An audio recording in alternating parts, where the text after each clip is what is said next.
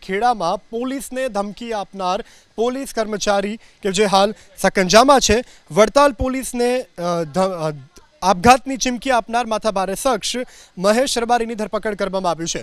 કોર્ટમાંથી ધરપકડ અને સજાનું વોરંટ મળતા આરોપી ગભરાઈ ગયો અને પોલીસના ડરથી આપઘાત કરે તો પોલીસને જવાબદાર ગણાવતો વોટ્સઅપ મેસેજ કર્યો હતો વાયરલ। મહેશ રબારી લોકોને નોકરી આપવાના બહાને રૂપિયા પડાવતો। મહેશ રબારી પાસે લોકો રૂપિયા માગે તો તેના બદલામાં ચેક આપતો। ચેક મોટા ભાગે રિટર્ન જ થતા મહેશ રબારી સામે ચેક રિટર્નના અનેક કેસ દાખલ હતા। આખરે તેની ધરપકડ કરવામાં આવી છે।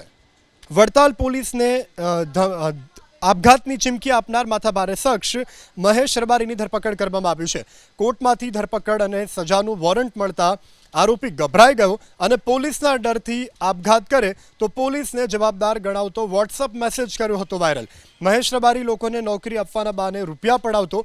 મહેશ રબારી પાસે લોકો રૂપિયા માગે તો તેના બદલામાં ચેક આપતો।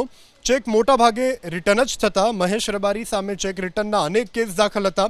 આખરે તેની ધરપકડ કરવામાં આવી છે।